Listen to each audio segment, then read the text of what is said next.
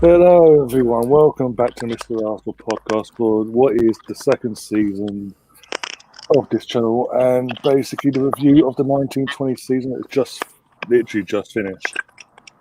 We're in August. And I'm trying to think. I think the season actually started nearly a year ago as well. It's crazy. But to join me today to review this crazy season and the wonderful end that we did have, Sam laying there just doing what he's doing. What's going on, people? Yeah, I'm very tired, but what's going on, people? You get me? What's going on, Ryan? It's good to be on the channel again. You get me, Vitesh? What's going on? Andy and that come on 2G1C. What you saying, man? You good? Yeah. And so Obviously, as you see, Nitish is back. How you doing, Nitish? Yeah, I'm good. I'm doing good. It's better that we are talking about the current season because yesterday we did a community shield quiz, and that was my idea, and I had no clue about what happened in the past in the community shield. So it's better that we are talking something about the present, and that is something I know about. Uh, and Sam Greenwood was the host of that quiz, and it was a crazy quiz with me, Simpy, John, all of these guys involved in the quiz. And yes, now we are back to the current season, and what just happened was there were a lot of ups and downs, and I'm happy to be here and always on your channel. And we'll just sing one sec. Andrew, obviously you're back as well on the channel. How you doing? Yeah, I'm all right, mate. Thank you for having me on, mate. Yeah. Big up to everyone else. And Richard, obviously you joined us, the resident late one this week. Yeah, sorry about that. I had a few little things just to sort out here, but I'm all ready now. Plus, my computer wasn't working very well. What's that? Some bit of noise in the background. I don't know. Can you hear anyone else hear that? Okay, let's get my head in. Well, like a clicking. Yeah, it's like someone eating something with a clicking jaw. Yeah, I could hear that as well. Yeah. It's like bloody predator. No, but let's get into it. Basically, what season we've had, and it's mainly a bad thing. Go back basically a year ago. Emery's still in charge. With our first two games, and then from Liverpool away onwards, his tenure was on the knife edge.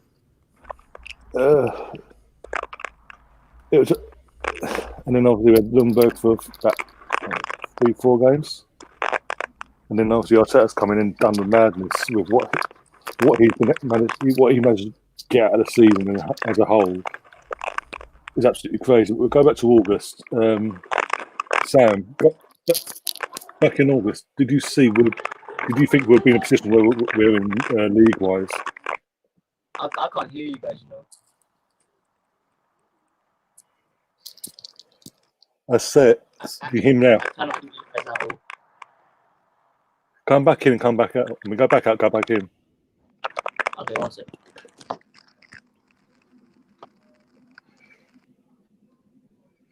Andrew, I asked you that question. And did you see us finishing where we've been in a position where we would finish 8th at the end of the season? At the beginning of the season, yeah. Are you talking about? Yeah, I mean, I saw us being relegated at the beginning of the season under Unai Emery. It was the worst period of my Arsenal supporting life. It was horrendous, and I couldn't see any good at that particular point of the season. It was just depressing, and it was a chore to watch Arsenal. So yeah, it was just bleak at that point, very bleak. So no, I couldn't have seen the way things have ended, because at the end of the season now, as it stands, you can only say that we've had a really good season, winning one of the 4 cups that we could possibly have won at the beginning of the year. So it was very depressing at the beginning, and Ryan's not there, so I'll just have to carry on rambling. Richard, what's your thoughts then? Could you see us finishing 8th at the beginning of the season and winning the FA Cup when it all started? Hopefully Ryan comes back with Thomas Partey. Did you not hear that, Richard? I passed it on to you. The same question. Richard, we can't hear you. Vitesh, what about yourself? When the season was about to start, when they let Aaron Ramsey go, I thought that we'll be in big trouble because we don't have a creative midfielder. Then I thought that Danny Ceballos is coming in, so I think it is a decent option that we're getting in. So Danny Ceballos gave me some hopes that okay, we can have a creative midfielder now, and possibly he'll do that. He'll play that role. But then when he started off, apart from that Burnley game, I think no one else felt at that point that he was good enough to create in our midfield. And Unai Emery was very defensive as well. Then Danny Ceballos got injured. A lot of things happening. So in short, when the season started off, before the season started off, when Ramsey was let go off, I realized that we will be in trouble because we do not have a creative midfielder, and with all the Ozil facade that is going on and everything surrounding him, there was I was hoping that we get in at least 2 to 3 creative players in the team, and that did not happen. Yeah, I mean, I think I might have been one of the only ones that actually had a lot of faith in Danny Ceballos, and I think when he got injured, it was a big blow to the team personally. But I think under Unai Emery, the problem was he'd already played in about 4 positions on the pitch as well at that point. We were so bad, if you remember, with constantly changing the formations, the lineup, and getting people to play in different positions. And he thought that Eden Hazard was the new... he thought that Lucas Torreira was the new Eden Hazard and playing him up front and, just behind the strikers. And it was a mess. And I think that didn't exactly help a lot of the players at that point on the pitch, not having a clue what they were doing. Can you hear us now, Richard? Yeah. Can you hear me now? I'm saying I had a microphones, but it wasn't really working. I don't think so. I mean, to be honest with you, at the start of the season, I was actually reasonably confident that we would at least challenge for the top 4. I didn't necessarily think we could get to the top 4, but I felt we could challenge. But for me, the season was sort of in 3 parts, wasn't it? You had the sort of Emery and then Ljungberg kind of period. You had the Arteta period up to lockdown, and then you had obviously the Arteta period after lockdown to the end. And I think throughout those 3 kind of periods, we obviously, the first period was terrible. We was so much trouble, weren't we, up till Christmas. The first part of Emery was there was improvements, but it wasn't sort of quick enough, was it? We were still drawing a lot of games. There was still a lot of the old issues, if you like, were still going on. And then obviously the lockdown seemed to have a massive impact on what Arteta could do with the players, just time spent with them. And then we came back after lockdown, and that was pretty much brilliant, I thought, from lockdown until the end of the season. Yeah, the odd 1 or 2 performances wasn't great, but overall, that was a great set of performances by everybody, I thought. And if that's the sign of how we're going to go into the new season, then, I mean, we should be sort of happy with that, really, shouldn't we? And just want to add one thing before we go into the discussion. A very happy birthday to Danny Ceballos, who turns 24 today. Yes, indeed. Happy birthday, Danny! I'm sure he's watching on holiday somewhere, wherever he is on holiday. I'm sure he is. But Danny, happy birthday, mate. Yeah, happy birthday to Danny as well. Can people mute their mics for a second? And we'll put feedback in individually, see who's got the problem. Right, Richard first. Hello. Right. Is it? I'll mute. It's yours, Richard. You're in a. Yeah. It sounds like you're in a hurricane, mate. Well, now this is why I was trying to get my microphone to work properly, because then I'll get better sound. But for some reason, I don't know why it's not working. It was working last time. It's been working forever. And for some reason today it isn't. Give me 2 seconds. I'll see if I can get it to work. Yeah, no worries. Sam, can you hear us now? I think that's a no. Can you hear me? Yeah. You can hear, yeah. No. Can you hear me? Yeah. Yeah. Could you hear me before? I can see. What happens is I can either hear you or you can't hear me. It seems to be one or the other's at. I'm not quite sure what's going on. I've got a few technical issues. You seem fine now, Richard. All seems good now. Is it? Yeah. just Right. Birmingham. Yeah, just, Okay. Right. Okay. Cool. and right. Sam's gone again. Let's go.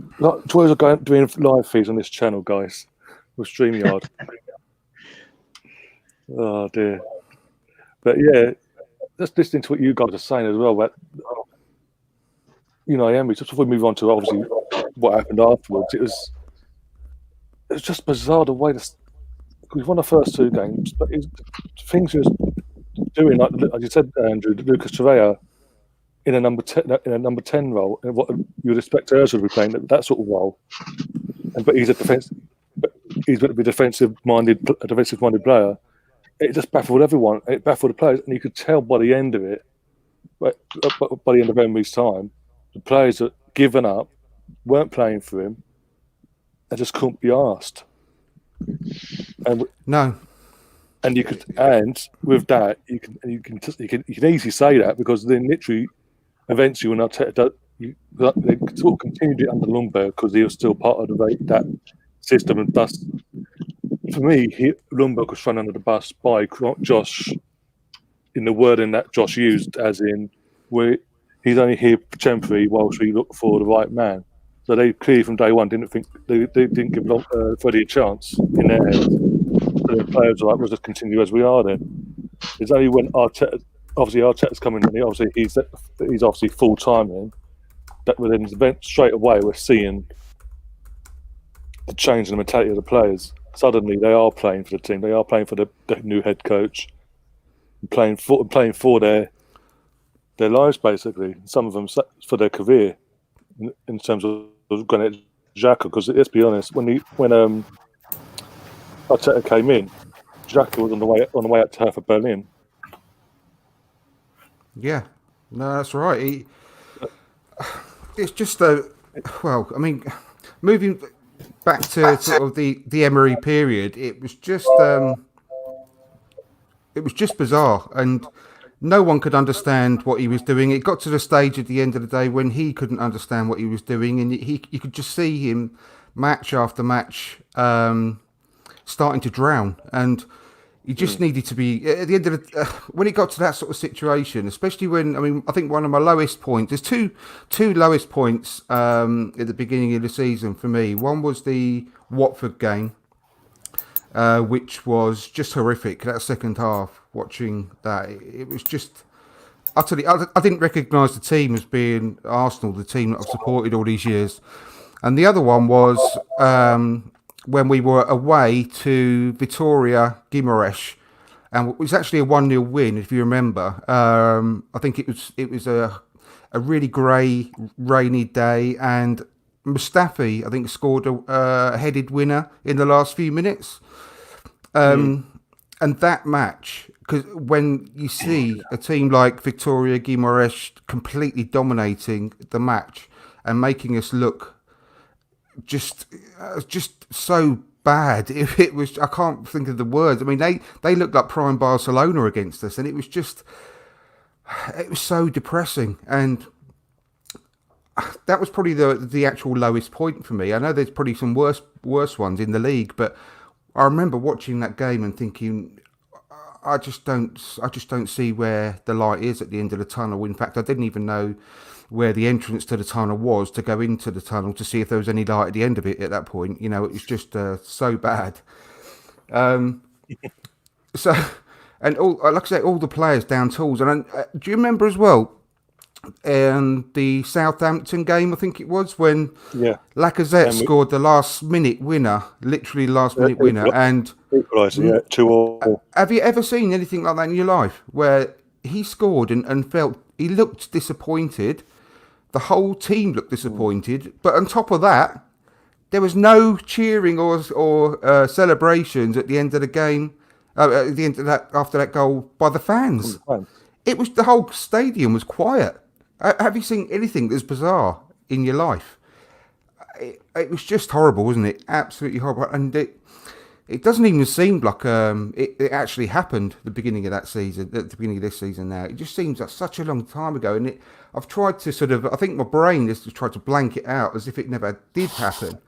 And my brain is taking it that after the shutdown, I know we'll come to that in a bit. The latter part of this season, after the lockdown, but it's in my head. It seems like the season started and ended after the lockdown, because everything else just seems like it happened in a different dimension. It's weird.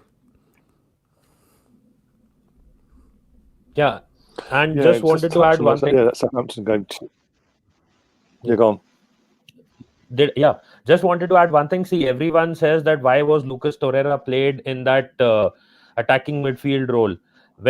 And I will say this one thing, which can happen to Arteta as well, which happened to Unai Emery. He wanted a few players, the board gave him a few other players. So this same thing could happen to Arteta, which we have already seen a sign of. I think today the story broke out that Arteta wanted to retain Niles, but the board has overturned that, and they are probably going to sell Niles, and he's been put on the transfer list. So things like that started off with Unai Emery as well. And the other thing was, when Ramsey was sold, they could not replace him. They did not replace a creative midfielder, and that void was always there. So when Ceballos got injured, he tried different things like getting in Torreira into an attacking midfield role. So now the good positive news again, one update I want to give to everyone is that Willian has not traveled with the Chelsea squad for the Champions League match. So he's probably already on his way to Arsenal. So we didn't get the players. Arteta hopefully gets the right kind of players that he wants. If that happens, then I think the Emery situation will never be repeated. And I'm hoping that happens this transfer window. I think if I can just come in there, I think that with regards to it does seem like the board are. Yeah, go on. I was going to say with Emery, after he finished and came out and saying I wanted this player, I wanted that player. He had no say over who came in and who went out. It was he came in as a head coach. He knew that, and with this world famous dossier that he had on all of our players going back down to the under-18s, he knew, and part of his interview was, I can get the best out of these players. He knew that he was going to be having to work with what he was given. When Arteta came in, it was different. When he was interviewed, he made it perfectly clear that he wanted to have a say in who comes and who goes. He wanted to have more of a managerial role. But Unai Emery never had that option. So I don't see that as an excuse for Unai Emery. And in fact, I found it quite annoying when he left and he said, I wanted Zaha, they got me Pepe, and so on and so forth, because he knew from the start he had no say in who came and who went. Sorry, mate. You carry on, Ryan.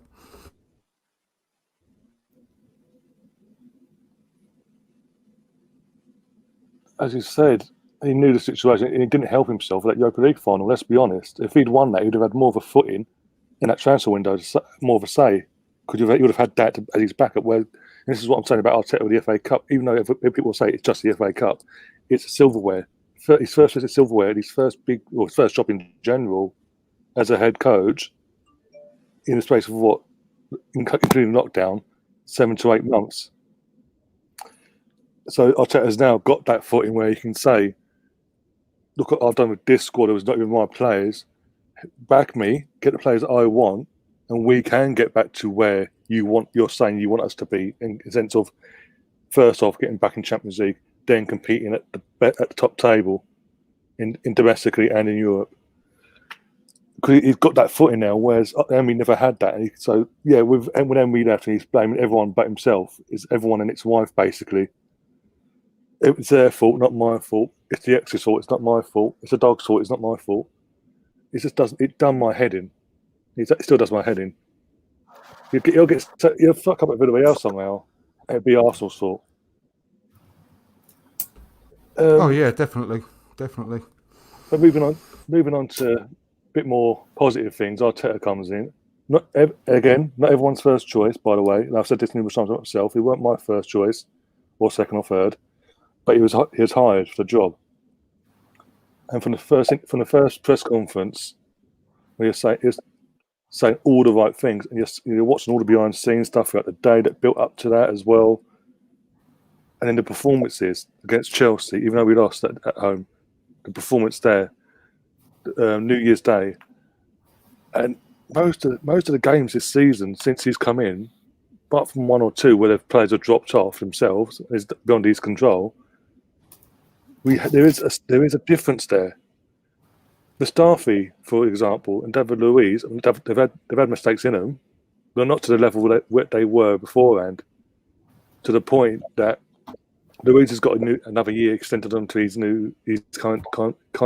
contract, and bloody hell. And Mustafi could be, well, apparently he could be getting a new contract. There's no confirmation either here or there. But even Xhaka, someone who, again, as I've mentioned before, when I said, "Oh, fuck off."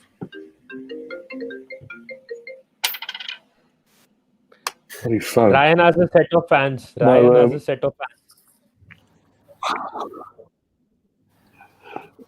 Don't care because I've upset him. I don't really care. I'm just saying it. I'll say how it is. There was improvements. Even Xhaka, who was on the way at the door, was convinced to stay. He's improved to the point where even then, some part of not everyone, including myself, but parts of our fan base are saying they should give him the armband back next season. I wouldn't, just because there's clearly you can't. Something about having the armband is a sort of a curse. And let's be honest, he weren't exactly our best player getting the armband in the first place. It seems without having that pressure of having the armband around him, and Arteta there to coach him the right way, we've seen a better Granit Xhaka. But we're now in a short period where obviously we're 6 weeks away from the season start, 5-6 weeks from the season starting properly. It does seem that the board are acting and they're trying to get their players in ASAP. I mean, Richard, what are your thoughts with the Arteta compared to Emery? That period. Richard, we can't hear you. You're on mute, or no? It's something with the mic. Bloody gremlins in the system tonight. Bloody hell. Is that better now? Yeah, it is. Yeah. Yeah, is it? Oh, okay. I've got a mic and it was working and now it's not working, so I don't know what's going on. Anyway, we'll forget all that. I mean, yeah, obviously when Arteta first came in, you could see that the methods that he was trying to implement, the players wasn't fit enough to carry it out, was they? So we were playing well for an hour, maybe 45 minutes, running out of steam, wasn't we, in the second half of games? And then it almost got to a point where I felt, when we was maybe into February time, where even that wasn't working. And I thought we had maybe 3 or 4 games, or maybe more actually, where I thought we were really poor. And that kind of culminated in the Olympiacos game in the Europa League at home. And that had been coming, that sort of performance, because there'd been a few. Burnley away was a terrible performance. That was an Emery-like performance. And that transition between Emery and Arteta, I think that if it wasn't for the lockdown, I'm not sure if that would have had a chance to have really progressed in the way that it did. I thought obviously the lockdown helped because Arteta was able to get a little bit more time to speak to the players. And I think that made a massive difference. And obviously we came back after lockdown. I know the first 2 games we lost, and the Brighton performance in particular was shocking. But after that, we put together a series of consistently good performances from the start of lockdown, the start of the Project Restart, up until the end of the season, and you could see then the difference. So I say, to me, the season was in 3 parts really. There was the first part, the Emery rubbish. There was the transitional period before lockdown, and then there was the real results of that. And for me, if this is going to be the start now of the way we're going to be playing in the future with Arteta, I'm not actually that concerned. This sort of transfer window, I'm not as concerned about us. Oh, we need to buy, because he's already shown how much he's improved the players that we've got. And there's no reason for me why we can't go on next season with exactly the same squad and be a lot more competitive for the whole season. Yes, maybe if we got a few injuries, we might struggle a little bit, I think. But, we've got to bear in mind Martinelli didn't play after lockdown because he was injured. Pablo Mari played 2 games and then one game after lockdown and got injured. So those 2 have come back in. Saliba's not played at all. So then we've got 3 players to add to what we've had since lockdown to add into the squad already. That's without buying anybody else. So that's 3 players that are going to strengthen what we've got. And I personally am really, really excited. Even if we sign nobody, I mean, it looks like the Willian deal, as Nitish said, is probably going to be happening. I think it will. So that's another sort of extra addition in the attacking area of the pitch, which I think we needed as well, because we didn't score enough goals, really, did we? I know we ended up, I think, 97 goals in all competitions, but in the Premier League in particular, we didn't score enough goals, did we, if we want to be really competitive? And I think the Willian signing will help with that. But yeah, I mean, you could see, I think the lockdown actually helped us. I think there's a lot of clubs that it didn't help, and I think a lot of clubs struggled as a result of the lockdown. But from our point of view, maybe we got Arteta in at a good time, because obviously we wouldn't have known that lockdown was coming, but we got him in at a good time. And then, of course, once lockdown kicked in, I say he could transform probably 7, 8, 9 players, and I think he did. Individually, he just made them better players. Well, not so much better players, he got more out of them, didn't he? I think they were always good players. They just were being badly coached, or the setup of the team was wrong. All you've got to look at it is, if you remember in the first part of the season, we were conceding 30, 40 chances a game, wasn't we? Against teams like Watford, against teams, everybody we were playing, Aston Villa, struggling teams, we were conceding 30 odd chances a game. Since Arteta's come in, that number's dropped right down. It's probably like 10 average. I don't know, probably less than that even some games.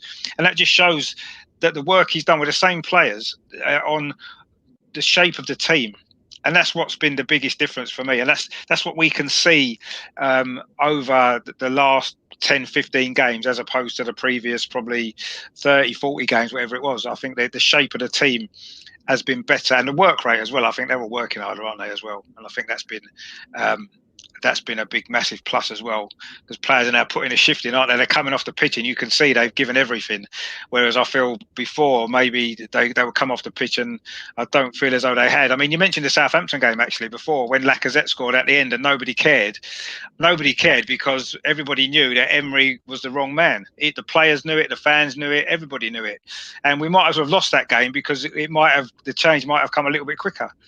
And maybe that's what the thinking was behind it. I don't know. But clearly there were issues going on, wasn't there? Behind the scenes, I think, that we don't really know about with Emery as well. Because clearly the players were playing with their heads down. They wasn't happy. And suddenly now that's all been lifted. It's like a cloud's been lifted. And it looks like a different... To me, I don't even look on this as being one season. I can't put the two as one season. I can't look at the early games of the season in sort of September, October, November. I can't look at that as the same season that we've just finished. It seems like last season or the season before. It doesn't seem like the same season to me. For me, the season started in June and it's finished in August. And we finished third in the league. We won the FA Cup. And that's how I look at it. For me, I will just say one thing with respect to the season. For me, the season has started in the game against Sheffield, where he went for the back 3 for the first time. And that is where actually the entire thing has changed, because when he was using the 4-3-3, we were actually even losing games still. And if you saw from the start of the season, we were playing games in 2 halves. We were playing one good half, which was either the first half or the second half. And in the other half, we were totally embarrassing ourselves like a bottom of the table team. So that was happening constantly under Unai Emery. It happened under Lumberg as well. And it happened under Arteta until the Sheffield game, where by chance he used that formation. Yes, we did win a few games in between, but any team will win a few games in between. A few wins here and there, any team does that under any manager. But everything changed at the point where we employed that 3-4-3. And since then, we have looked a very different team. And the reason for that is because, as you know, we lost our creative midfielder, and those 2 midfielders and the wing backs coming in give support to the midfield as well. And the other thing, that those 2 wing backs also close down the gaps, and it actually hides the weaknesses that our central defenders have, like David Luiz and some of the other players. So I think that is the turning point of the season actually, and that is the point from where we have actually won the FA Cup. Yeah, oh, definitely. Yeah, the change of system made a massive difference, didn't it? To just everybody looked more comfortable, didn't they? You know, David Luiz came into his own in that system. Xhaka improved because he had someone alongside him in Ceballos. Obviously, Ceballos himself improved. He was in a system that suited him, and you can see that. You know, the Torreira situation. It looks as though he might be on his way out. He's mentioning he was playing further up the pitch when Emery was in charge, and you can see that. The system we've got now, I don't think it would suit Torreira anyway. That's why Arteta's not really been picking him. And when he has played the odd game here and there, you can see that that system that we've got now doesn't suit Torreira. And I think that's why maybe Guendouzi's been frozen out. I know his attitude's maybe been a problem, but and with Ozil as well, the current system wouldn't suit Ozil, would it? Even if Ozil was on top of his game, where would he fit into this current system that we're playing? He wouldn't be one of the two. He wouldn't be alongside Xhaka, would he? And out of the front three, would he be in Aubameyang's place on the left? No. Would he be on the right, coming in from the right? Maybe, but I don't think he'd suit the system, would he? It would be again Wenger all over again. Like Wenger played him on the wings. Yeah, I mean, he sort of had more of a free role, didn't he? And I think that's where, to get the best out of Ozil, he needs to have a free role, doesn't he? And unfortunately, we've got a very rigid system under Arteta. And I think even when we maybe change shape of the team later on with him, when we get different players in, it's going to be a very rigid system. And I don't really think an Ozil type player is going to fit into that system just because of the way Ozil plays, not because he's not a good player. That particular style won't suit him. And that's why the players that we bring in, Arteta's got to pick them because he's got to know the players that's going to fit what he wants to do. It's no good the recruitment team saying to Arteta, these are all the players you're going to have. If none of them are going to fit in with the system that he wants to play, Arteta knows what he wants. He knows what he needs. So we need to let him take control of this now in a way that maybe Wenger took control of the transfers in previous years. I think we need to trust Arteta, and we've got rid of a few of our scouting people as well, haven't we? I don't know whether that's significantly tied into it. Unless Arteta says, "Look, I can take control of this. I can do this. You don't need all these scouting people. I know who I want already." And I don't know whether that's part of it, but I would let Arteta take a bit more responsibility because Emery didn't get any. Emery was given players he didn't want, and you could tell that when he couldn't get the best out of them. You know, Torreira being one example. And he didn't get the best out of what he was given, and we can't afford to do that now. We've got a coach who knows what he wants, and we just need to say to him, "Look, who do you want to buy? And if we can get the deal done, we'll get that player. Don't just bring in players for the sake of it." Is it just me, or is everything gone completely quiet? No, Richard was talking. No, I can hear. No. I think I can hear everyone. I muted myself. Yeah, I muted myself because I had my brother calling me. But I can hear everyone. So. Oh, that might have been why. I can hear. Anyone else hear me? Or Yeah. I can hear you. Can you hear us? I can't hear anyone. Well, come back. Go out. Come back in then. Ah. I think there must be some issue with StreamYard probably. Yeah, ever since I've done this update, with everyone, any channel using StreamYard is having issues. Oh, okay. Maybe that's what it is. I mean, I seem to have sorted my problems out now. I don't know whether it was me or not. Then I wasn't sure now. There's problems with StreamYard. I don't know whether it was that, but because everyone's still obviously Friday. Everyone's still in setting up for their own particular channels and all that. Yeah, I mean, there seems to be a lot of stuff on StreamYard at the moment. I don't know whether that might be why. Possibly. I don't know. Oh, all right. Andrew took his headphones off. Well, I think he can't hear us. Maybe he reconnected. Andrew, can you hear us? I don't think he can. I don't think he can hear us. I mean, yeah, we'll have to see if we can get Andrew back. He seems to have. Nope, there's some issue now with his earphones. I think, like, it's the same thing that happened with you. Yeah, it could be. It could well be. I mean, I was trying a different microphone, which I've been using for the last couple of weeks, and it's been fine. And then it wasn't working there. So, anyway, we'll see if we can get Andrew back. Yeah. So he just said he'll be right back. Yeah, I was just hoping that Mesut Ozil probably goes to Turkey and forgets his way back home. So that I mean, will be good for us. Yeah. I mean, to be honest with you, he's took a lot of stick, hasn't he, Mesut Ozil, because of his contract and that bits and pieces. I mean, I like the guy. I think he's a great player still, and I think he's a nice guy. He does a lot of work for charities and this, that, and the other, right? And it's a shame that it's not quite worked out for him at Arsenal over the last couple of years, probably since Wenger went. Actually, I think Wenger maybe understood him a little bit more.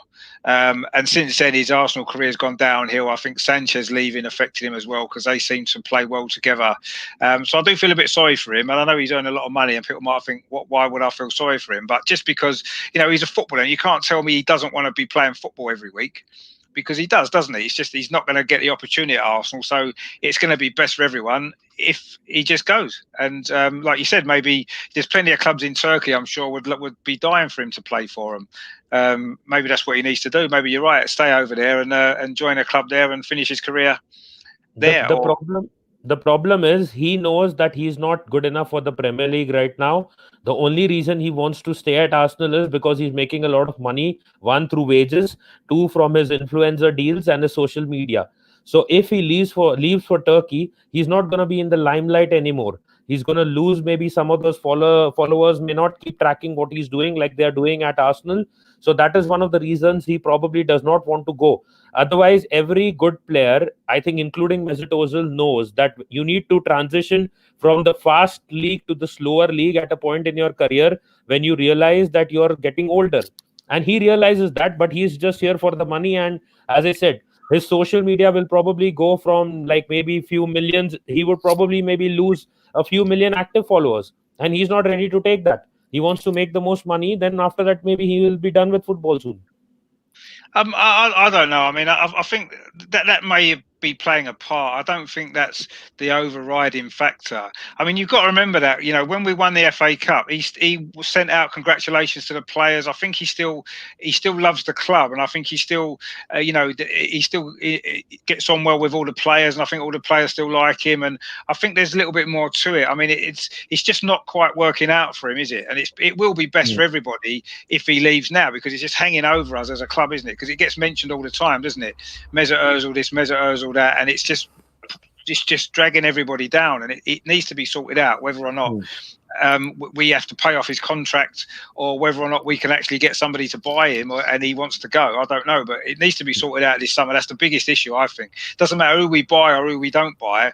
The biggest issue is sorting Mesut Ozil out, getting him off the payroll. And I think it's even more important now with the redundancies that's happening and everything else that's going on. It's the most important thing we've got to do this summer, I think. I think it's a bit. I think the Ozil situation is that the only way that's going to be resolved is if we do what we did with Henrik and terminate his contract. That's the only way we're going to get him off the book, because it doesn't seem that anyone wants him. Because he'll be sideways. He won't agree to anything like that. He won't agree to go. He won't agree to go on loan. He won't agree to go anywhere where we pay 50% of his salary. He won't do anything. Yeah. The only thing we can do is pay him off, which is highly doubtful now because of the money situation. Yeah. So the only thing, if we can't do anything like that, we're just going to have to put him on. Well, if it was me, I'll put him on garden leave, make him stay at home, away from training and everything, and just make him sit on his arse eating crisps in front of his Xbox, because he needs to stay away from the squad. Because he, at the moment, he thinks he's got us over a barrel, him and his agent. He thinks he can play us like a puppet and make us look stupid and small. So we've just got to get rid of him as far as that's concerned. But we can't get rid of his wages without... No, we can't. You can't, because he would have to agree to it. He will have to agree to it. You don't think he would want to play football? I don't think he wants to play football anymore. I think he's technically retired. I think when his contract runs out with us, I don't think he'll go anywhere else. Genuinely. He doesn't want to play football anymore, as far as I'm concerned. But he will not go on loan, because he'd have to agree to that. And he won't. He's already said that 100 times. I think we can have a second mascot called Ozilosaurus or something like that. Yeah. And that is all he can probably do for us. But seriously, I would. You'd have to keep him away from the squad the same as way that he's done with Guendouzi. And I would just say, just stay at home until the rest of your contract. You've got 10 months left now. So just stay away. I wouldn't want him anywhere near the club, because at the moment he thinks he can do whatever he likes, unfortunately. Yeah. And I mean, do you think that's a part of a contributing factor to the attitude we're seeing from some of our young players like Matteo Guendouzi this season as well? No, I just think he's a cunt, to be honest. That's the main thing. Talk about beating around the bush. I think one thing about Ozil and that Arsenal also feels is that he helps us sell merchandise. He gives us some other benefits which are off the pitch. So I think he does anymore. no, I think he does No, that. I think throughout the world he does. I think throughout the world, Mesut Ozil is still a popular figure. He's just not popular at Arsenal. I think, well, not as much. I think with the players he is, but he's not popular with Arsenal fans. He's not popular in this country. But I think throughout the world, he's still a massive, big name. I think people still love him, and I think that's quite important for the club, maybe on that side of it, because I do think he is selling shirts.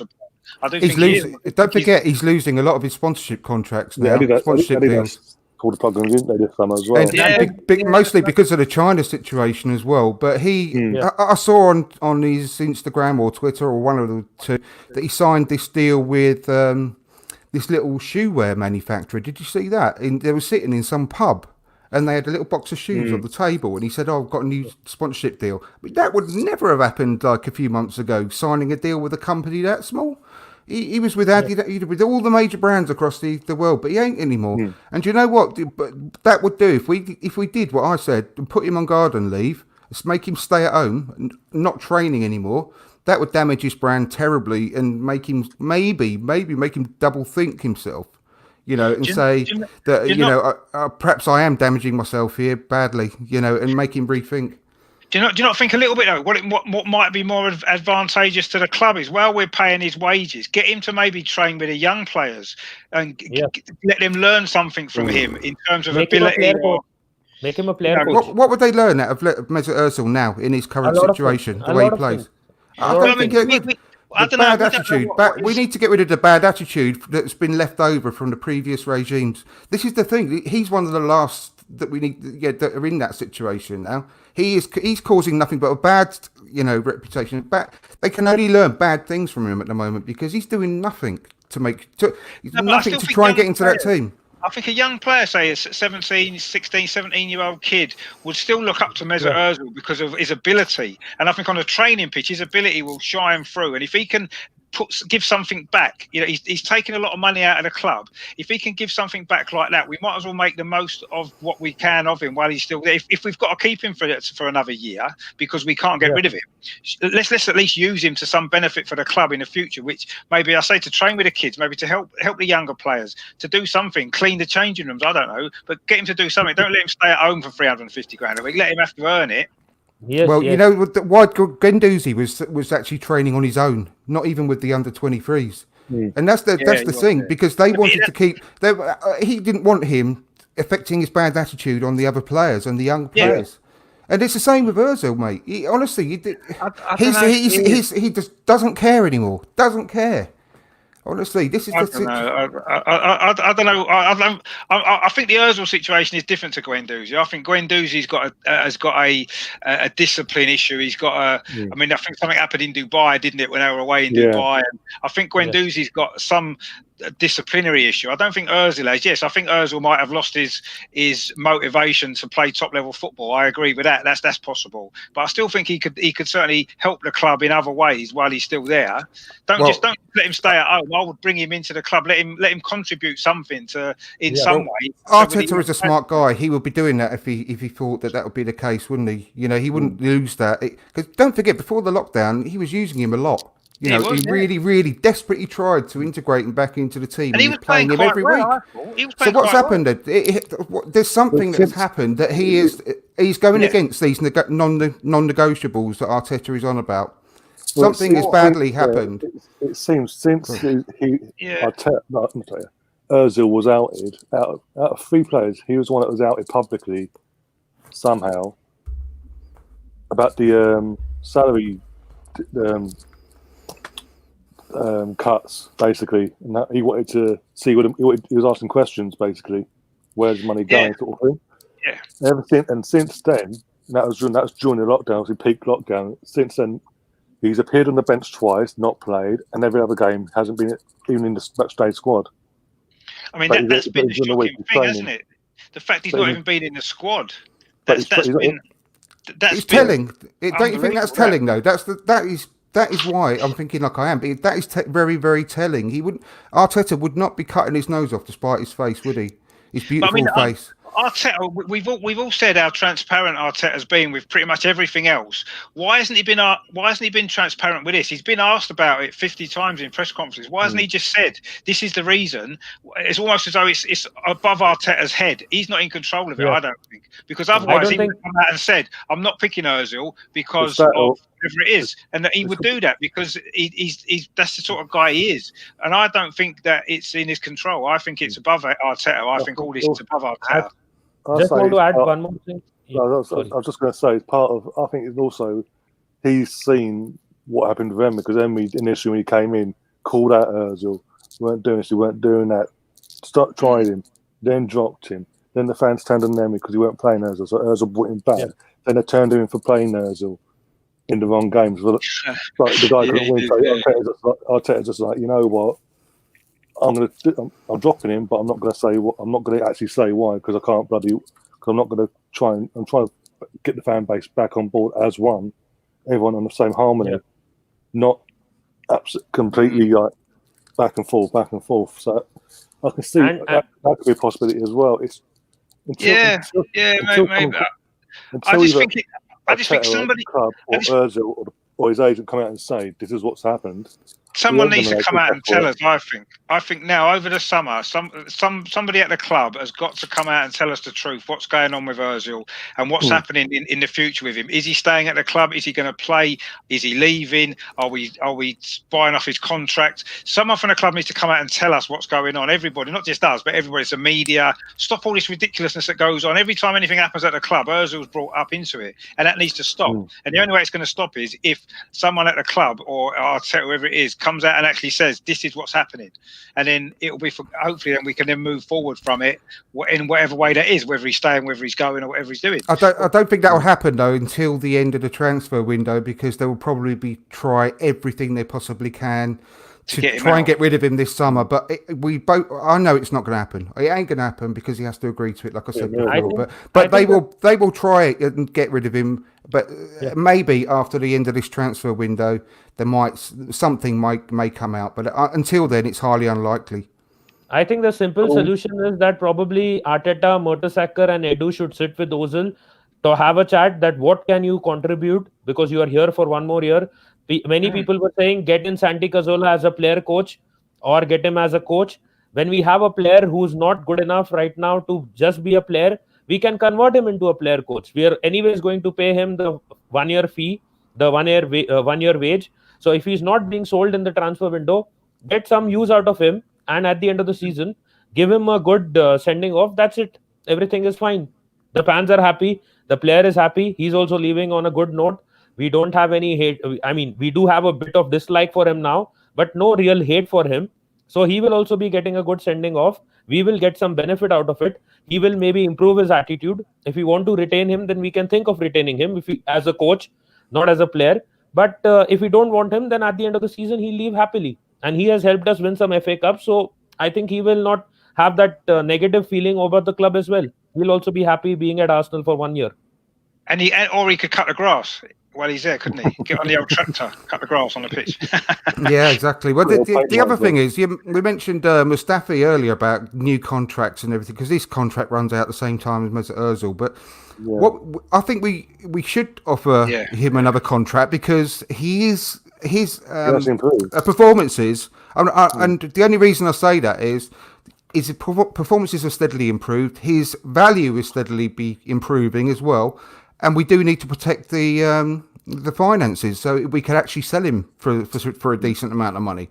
I'm not saying to give him a new contract because he needs to stay here for a long term. I'm saying we need to protect our finances and stop him leaving for free at the end of the season. So all of these sort of players that we've got a few players that are coming up with the end of their contract, and we need to give them a new contract so that we can actually sell them for some money. Yeah, this is a comment from DWTT. He's asking, is Ozil too much of a distraction for the rebuild? Maybe his jersey sales, etc., are worth more at this time. Maybe. Yes. They are. We need every penny. We need every penny we can get. I mean, God knows who'd buy an Ozil shirt at the moment, but There are bloody so hell. many fans. Trust me. I know. People all over the world will probably. I know, crazy, isn't it? Crazy. But Simply yeah, has obviously. Simply has an Ozil scarf. I know. Well, get one of those nodding air fresheners that you put in the front of your car or something, and Mesut Ozil. I could put my cigarettes out on his face.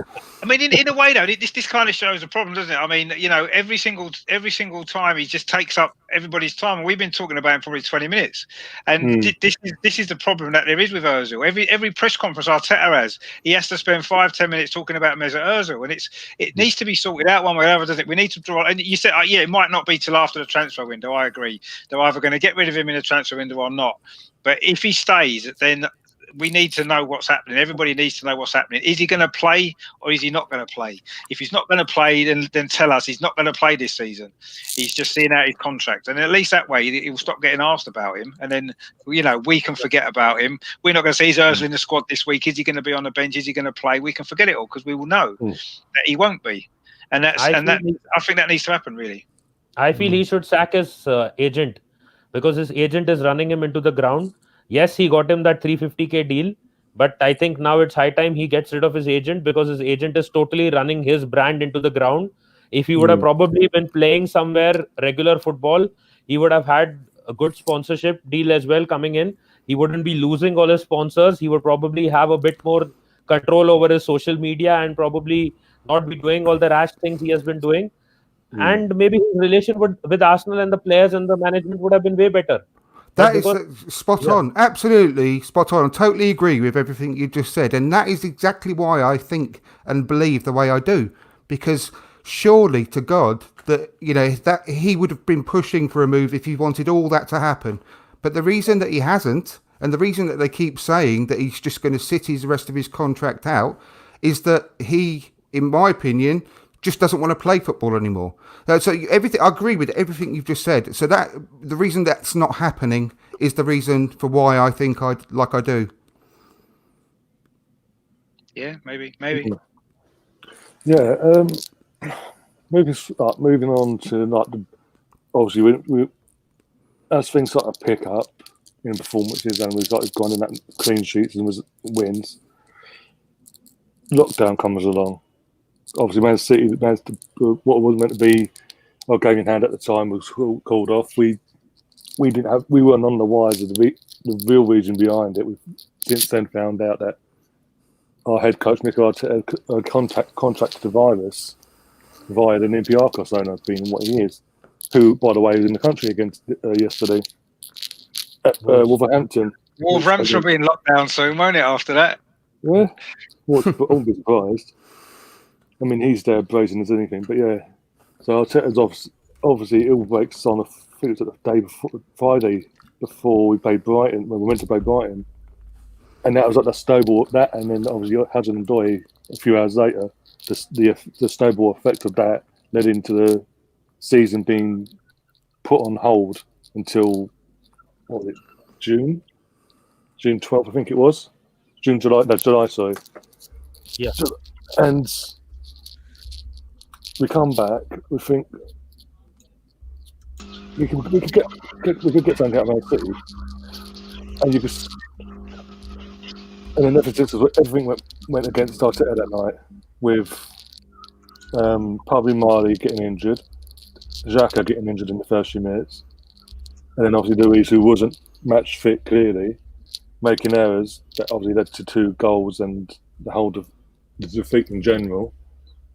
And then Brighton, and then Guendouzi steps up and goes, "Hold my beer, David. I'm going to make it 10 times. I'm going to outdo what you've done. I'm going to make things even worse." And then since then, obviously, we haven't seen or heard of Mateo. But then after that game against Brighton, when we lost and it all came out what Mateo had done and everything, and obviously we haven't seen or heard of him since. It seemed the players kicked on. I think we had Norwich in midweek, and then we had the cup game against Sheffield United away. And I think that game itself, the Sheffield United away, when Ceballos scores that winner, that sort of turned things for us in a sense that it gave us some sort of belief that we could end the season on a high, either league-wise or cup-wise. I mean, after the Brighton game, before we go moving on, did any of you guys think we'll be in European football going into next season, via the league or via cup? I did, yeah. I Europa, totally yes. did. Europa, yes. Not Champions League, Europa, yes. Well, we had a chance, didn't we? I mean, we wasn't miles away from the Europa League places.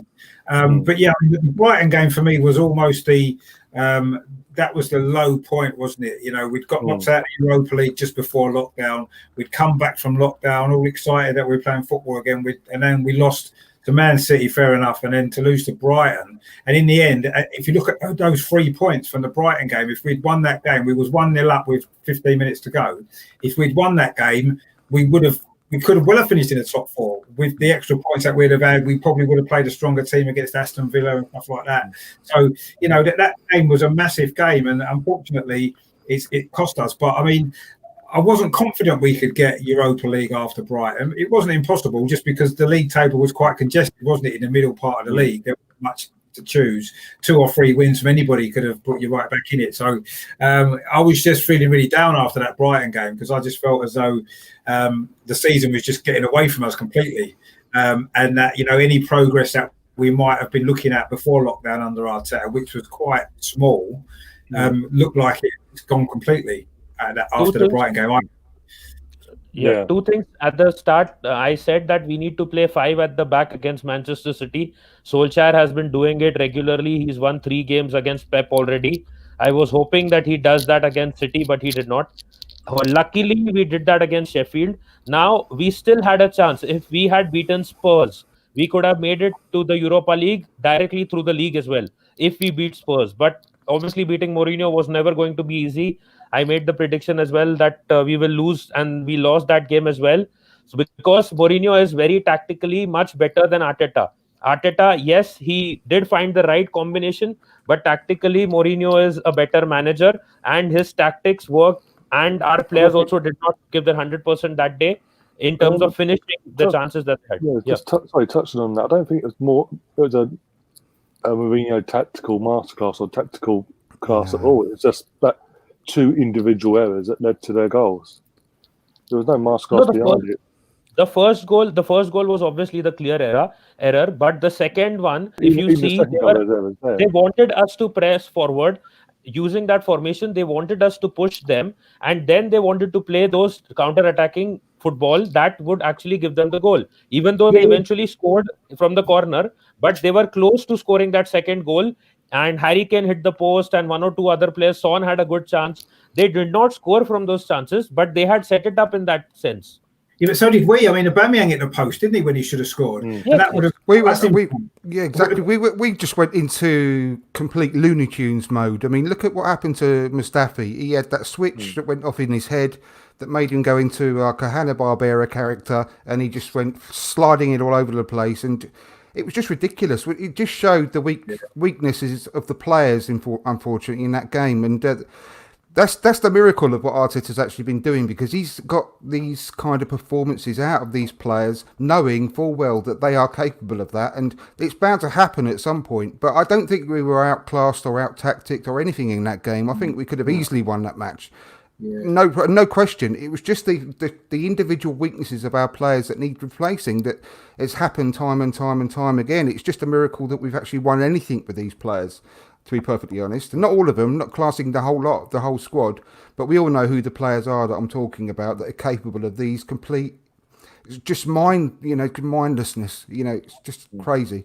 So yeah, the fact that we've actually done as well as we have with them is just some kind of miracle, to be perfectly honest. But that last 20 minutes, just watch that back and see what happens to Mustafi.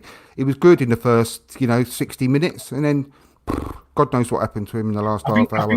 I think what happened in that game, if I'm honest, I think the fatigue from playing so many games caught up with him in that last 20 minutes against Tottenham, because like you said, he'd looked really good up until then, not just in that game, but in the previous games. And then I just think he maybe was feeling fatigued, so he was diving in, he was making silly mistakes, silly judgmental mistakes in reading the game poorly. But I think that was down to fatigue. And then he left him out of the next game, didn't he? He had a bit of a rest, and then he came back stronger again. And I just think I'm putting that down to tiredness from Mustafi in that particular game, just because he'd played pretty much every match since the restart. 2 games a week or 3 games a week at that level is going to take a lot out of you. And I'll excuse him that one particular 20 minutes that he had, because other than that 20 minutes, he's been really, really good, hasn't he, all the way through since the lockdown. I agree to one thing that you say he was fatigued, and Harry Kane, who wasn't visible in that game in the first half too much, he had energy and he used that energy against Mustafi. So he was running around him. But also the second thing is, if you see the 3-4-3, it is set up initially in a defensive mold. So when we were trying to push for that winning goal or the second goal, our wing backs were pushing forward as well. So that is where Harry Kane was getting more space, and Mustafi being tired, as you said, he was able to exploit Mustafi a bit more. He was more one-on-one with him, wasn't he? Yes. So that is what I was saying about the tactics. That is what was the point about the Mourinho tactics working. That part, it did work. They did not score, luckily, from it. They scored from the header in the corner. I just think that when you put a Harry Kane up against a Mustafi that's having one of his moments, there's only going to be, he was just being bullied left, right and centre, wasn't he, Mustafi, in that last sort of 20, 30 minutes by a very good player in Harry Kane, let's face it. And that was the difference. We're having to do all this, and Arteta's having to do all this with players that are like Mustafi, and absolutely got nothing but respect for the way Mustafi has come back, Xhaka has come back. I'm really quite sort of encouraged by by them personally, the way that they've actually come back from such negative mental sort of problems that they must have had over the course of the last season, and it's just quite inspirational, to be honest. But it doesn't mean that I still want to keep these players long term, because they are capable of what we saw in the last half hour against Tottenham. And unfortunately, it just happens, and we know that it's going to happen at some point. We're only just a few moments away from it happening. And we're just quite lucky that it didn't happen quite so often towards the end of the season as it has done previously. No, but that's sort of the point, though, isn't it? In a way, it wasn't happening very often at all in the latter part of the season. Now that suggests to me that it isn't necessarily, or previously it wasn't necessarily the players that were not good enough. I think Mustafi is good enough, certainly to be part of the squad. Whether he'd play every week, we've got Saliba coming in. Is he going to be better than Saliba? We don't know, because we've not seen him play yet. But Mustafi, I think, has proved over certainly the last 20 games of the season, however many games we had since lockdown, that he is good enough to play in a successful Premier League team. I think he is. I think Xhaka's more than capable of playing in a successful team. David Luiz obviously is anyway, because of all that he's won in his career. And I just think that some of these players were not protected enough previously with the tactics, and the formation of the team wasn't helping. And they were getting exposed a lot, so quickly making mistakes. And I think Xhaka suffered from that a lot. I think Mustafi suffered from that a lot. Plus a confidence thing as well. Don't forget, all sport, particularly football, is about confidence, isn't it? If a player's getting exposed every week, their confidence is going to go. They don't want the ball. They're frightened of getting someone running past them all the time. And I think Mustafi maybe suffered a bit of that. Arteta's put him in. He's given him his confidence back, and you can see the difference. He had a poor 20 minutes against Tottenham. I think that was fatigue. And yes, I don't think there's a player in the world that hasn't got a mistake in them at some point. If they're put under enough pressure, eventually they'll make a mistake. Van Dijk's made mistakes. He made a mistake against us, didn't he? Anybody can make mistakes. Any player's got mistakes in them, but it's how many mistakes they make and how regularly. And Mustafi's made very few in quite a long period of time now. And whether that's, partly the coach as well, but down to him as well. And I don't think we can judge a player on the past. We have to judge him on what they're doing at this current moment in time. And Mustafi in particular has been pretty decent for a good spell of until he got injured. I completely agree with everything you've just said when it comes to Xhaka primarily. But with Mustafi, he does have these mental breakdowns. Look at the end of last season against Crystal Palace. He has got a tendency when he is really highly under pressure to just break and then blame someone else, and that's happened several times. I get that. He does that, and I don't know. He just seems to bail when it gets the pressure gets too high. And as I said, he's a good player there, but for 8, you still can't trust him to be like a top 4 player. I think that Xhaka could be in the right midfield, but Mustafi, I'd still have doubts with him, no matter how. Even if he had like a run of 10, 15 games where he played like prime Baresi, you'd still know that at some point when the pressure gets too high, that he's got a tendency to sort of just break and cave.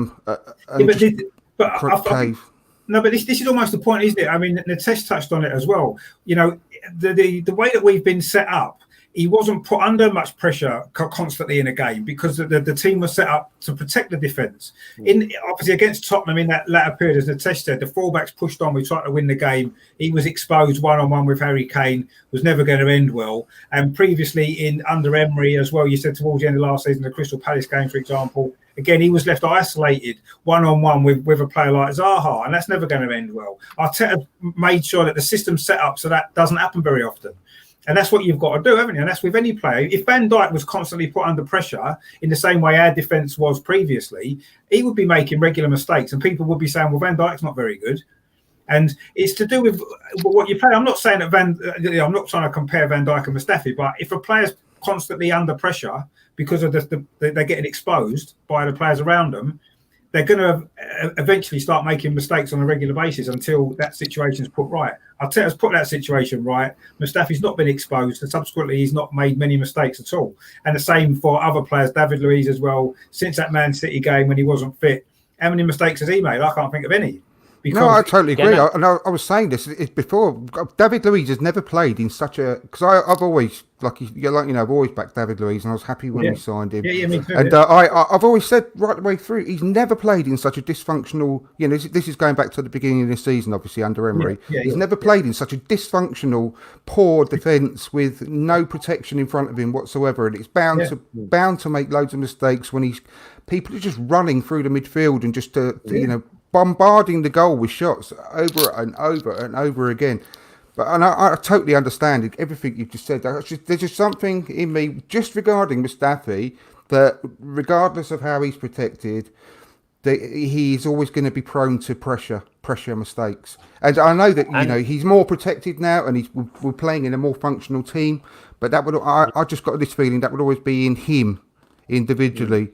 Personally, but that's only my own personal opinion, and I totally understand everything you said, Richard, and I agree. And we are playing much more as a functional team, whereby we can hide people's deficiencies and work to their strengths a lot better, and that's it does help immensely. And that's a sign of a good coach to recognise that and to put those things right. Because every player isn't perfect, either. Every player's got weaknesses, and your job as a coach is to try to eliminate as much of them as you can in each player individually, and then subsequently try to bring out their positives as well in the best way that you can. And Arteta's done that really well, hasn't he? With most of absolutely. Pretty much all of them, actually. There's maybe one or two you can look at, Guendouzi being the biggest example. He hasn't managed to do it with him, but pretty much everybody else, he has managed to get what Socrates seems to be another one. He's hardly played, has he? Certainly since lockdown. I want him gone. Don't want him. He might as well go because he's not playing. He's sitting on the bench. We might as well get rid of him. But players that aren't playing, he's the weakest link. Yeah, I think since lockdown, you can apart from Ozzy Ozil and Matteo, we touched on already, the obvious two. You can see certain others as well. You can see they're not part of Arteta's plans, but they're not being the squad, matchday squad, but they're not getting used. Yeah, Torreira's another one, isn't he? Torreira, Torreira's played bits and pieces, but he's not really played that much. Not to the level of what he first came in. Even Rob Holding hardly got a look in, until Mustafi got injured. And, is Rob Holding part of his plans?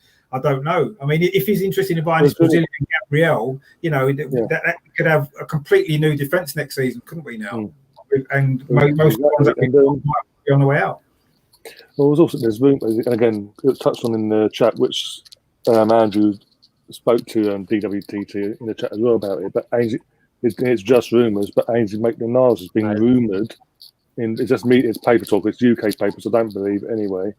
They do things to get reactions from our fan base. So. Just a joke, honestly. You look at the end.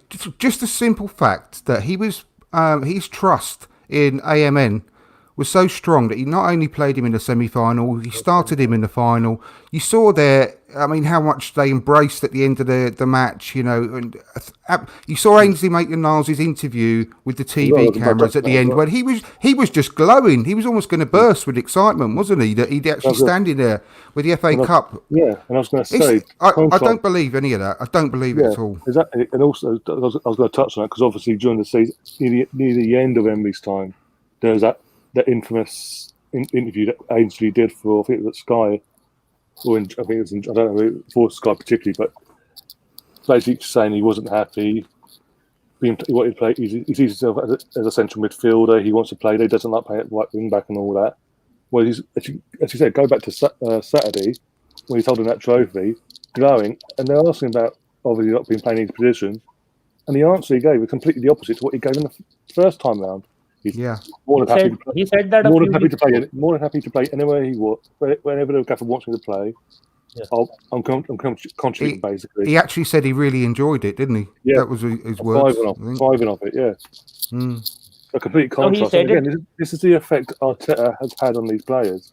That a player goes from one extreme of saying something so out there it caused so much ag in the first place. Fast forward a few months, 6-7 months, he's now saying the complete opposite to what he said in the first place. Yeah. I mean, the only thing I would say, the only thing I say that makes me faith in him. I mean, the only thing I could think that maybe makes me think there could be a little bit in the Ainsley situation that they're saying is because I think the club need to raise money from sales to be able to buy new players now. I think the financial situation in the club has come to a bit of a head with the redundancies and whatever is going on. And I think maybe they might look at it and think, you know what, Ainsley is probably a player that we could get some decent money for because he's on a contract. He's quite a versatile player. Personally, I think we should keep him because he's cover for like 4 different positions in the team, isn't he? So it's going to cost us a lot to replace that in the squad. But he's probably one of the most useful players to actually keep, in my opinion. No, his versatility. I agree, but the club are looking at it and think, how many of our players realistically can we get decent money for? Would you honestly believe that the club would do that over Arteta's head after everything that Arteta's done this season? Do you honestly think that would happen? I think they have playing every week, is it? It's not like he's a regular in the team. He had a few good games. He played an important role. But let's be honest. A lot of the games up until Wolves away when he came on and Mark Traore, he had hardly played. And he got back in. He got more minutes after that Wolves game because of how well he did. But even then, he didn't start the next game. He didn't start many games. He started the semi-final, was brilliant. He started the final, was brilliant. How many other games in between Wolves he started? Watford, he started, didn't he? At home, that was about it. He's not lucky. Absolutely. So maybe Arteta, not Arteta's first choice, is he? No, but my point is, do you honestly think that because if this is the case, then I'm going to, I put it on Twitter the other night, I'm going to go absolutely ballistic. But if it's a case where they are making decisions over Arteta's head now, and so even if Arteta wants to keep him, which I can only see that Arteta would want to keep someone like AMN because of the way that he plays football. So if he wants to keep him and the club are actively trying to sell him over Arteta's head, then I don't know what to say, honestly. I would literally... Do you not think it's going to be more the financial situation that there is in the world at the moment, and that our club have probably got ourselves in? Normally they probably wouldn't, but they probably said to us, look, we need you to sell some players. We need to get rid of 2 or 3 players so that we can get you the players that you want to move us forward. And that might be the situation. If he's got that option, he's got to sell to buy. He's going to have to make a choice, isn't he? And if he says, look, okay, Ainsley, we can get the most money for Ainsley. Okay, I don't want to sell him, but I understand I've got to. That situation would be absolutely fine. Yeah. But if that's not the case, where they've sat down and actually had a conversation with Arteta and they're just going ahead and selling people players that he actually wants, that's the point I'm trying to make. That would be wrong. Yeah, I don't know if that would be the case. I'm hoping it wouldn't be, because that would be that would undermine him, wouldn't it? Exactly. If we end up losing Mikel Arteta because of because of Raul. And I put this on Twitter last night. Forget your fucking weak hair, do you, mate? I'm going to get like a big fucking, a badass version of weak hair, do you going in that case, if they're going to risk losing this manager. Because this manager is the best thing that's happened to Arsenal in decades. Yeah, no, I agree. Since Wenger first came, realistically, I suppose. Yeah, exactly. Yeah. See, the thing is, They tried to sell Guendouzi. They tried to sell Torreira, get in Thomas Partey in exchange. They tried to do a swap deal. They tried to get rid of them. They tried to put 40 million euro price tag on Guendouzi. No one is buying any of those players. So now they're looking for more options that they can probably get rid of, so that because there is a lot of pressure building on them on the board to get in Thomas Partey, to get in Coutinho, to get in Willian is anyways coming, but Joel Fernandez and Gabriel as well. So they need the money. And they had assumed probably that they can get rid of Guendouzi, they can get rid of Torreira, they will get some money there. They will probably also sell Lacazette. Now Arteta doesn't want to get rid of probably Lacazette. He does not want to get rid of Niles. No one is buying Guendouzi because he's not been playing in the team. When you don't see a player play, his value automatically, no one is going to pay 40 million for him. And Barca said no to the swap deal as well. So they don't have any choice. You say that, sorry, you say that, but it's in the media over here. I don't know if you've seen the articles as well where you are. But since Emery took the job at Villarreal, it's been heavily hinted that he wants Guendouzi over there. So we could actually get the money from Villarreal in that sense, because they wanted that. I don't think that Villarreal has 40 million euros. Yeah, I don't think Villarreal has 40 million euros, and money in Spain is scarce. That is the rumor coming in. That is why Barca and Real Madrid aren't spending too much as of now. Emery can use his payoff he got from us and buy him himself, can't he? Exactly. No, Melvin in the chat as well. What Melvin said there, you know, we could put most of our squad up for sale, but someone's got to want to buy them. All these centre half people, who wants to buy them? Really, realistically, probably nobody. We'll have to give them away at cheap price, which it almost makes it. That's Raul's job. Raul was brought in. The little, you know exactly what I think about him. It's his job. You know, he's got to deliver. You know, so we're in this situation now. We've got to deal with it, haven't we? And if we've got to sell some better players to raise the money because we can't sell all them. I mean, Lacazette. If we wanted to sell him, we should be able to get money for Lacazette. Surely, I know he's not had a great season, and he maybe not scored as many goals for us as he should have done, but he's got to be worth some money. Lacazette surely has. Yeah, I mean, definitely. I don't know about Bellerin. I'm not sure we would be interested in him. Guendouzi, like you said, they want to sell Guendouzi anyway. Well, does someone want to buy him? This is the problem we've got. Do people want to buy our players? Because most of them haven't exactly covered. These players in particular haven't exactly covered themselves in glory, have they? I think we could get all the money we need by selling 3 players. We can get, if we sell Guendouzi, which is undoubtedly going to be a market for him. We could sell. We could easily sell Torreira, and we could easily sell Lacazette. And I think if we sold all them 3 for a decent amount of money, which we should do, you know, all 3 of them could quite easily go to Serie A. We could make enough for just from those 3 sales alone, I reckon. So all the pressure needs to get put on Raul, because he is the one that's got to prove himself. You know, because I've got no faith in that guy whatsoever. He is the main problem of every. You know, he's the root cause of all the problems that's going on at the moment. Don't forget as well, the players themselves have got to agree to the transfer when they're under contract. So you know, Raul get a great deal lined up for Lacazette somewhere. Lacazette says, "I don't want to go there." Or his agent doesn't want the deal to go through. So there's lots of other things as well. It's not just as simple as there you go, we'll sell you. Sometimes it doesn't work like that, unfortunately, as much as we'd all like it to sometimes. And unfortunately, that's the situation. Honestly, I would not get rid of Lacazette, because even if we are getting more goal-scoring players, we need as much creativity as we can have in the squad. And even if he may give only 10 goals and 5 assists, and we get the 20-odd goals from Aubameyang, and we get in Willian, and he gives another 10 goals and 5 assists, I am happy with the front 3. If Eddie gives in any goals, if Saka gives in any goals, that is a bonus. If Martinelli gives any goals, that is a bonus. Because if we let go of him, we don't have another player who can play the holding play. He can play in the box. He does not have any other player who has the physicality. Aubameyang is not at all physical. His creative play is very poor. So I don't want to see Lacazette go, because if we are selling Lacazette, then we need at least one striker who can give us at least 5 to 6 goals, and another player like Coutinho in midfield. Martinelli. We've already got one. Martinelli. We are expecting that he will probably deliver, but whether he will or not, that is a different thing, because he's still very young. So we can expect from him, but then we don't know whether he will actually deliver or not. I think that Lacazette's position in the starting 11, because let's face it, he's not playing as a striker and as a number 9. He's dropped really deep, almost into midfield, and every match, and that's how that Mikel Arteta wants that role to play. Now, if we got rid of Lacazette and put an actual specialist in that position in his place, like a Willian, for example, who plays that deeper role behind the strikers, Coutinho. then that's Coutinho, whatever, whichever one he chooses, then that's the way that we overcome that problem. And we basically have Aubameyang and Pepe as inside forwards in right and left, but closer together. So we've got the width from whoever he plays at right back, whether it's Bellerin or AMN or whoever, and on the left, Kieran Tierney to supply the balls into the box as well. But if we have that person in the role behind the strikers as a deeper part of the front three, then that'll be probably much more the way that Mikel Arteta wants to play his football anyway. And I just want to add 2 quick points to that. One thing is that we have the formation, more or less the 3-4-3, which I would like to see next season as well.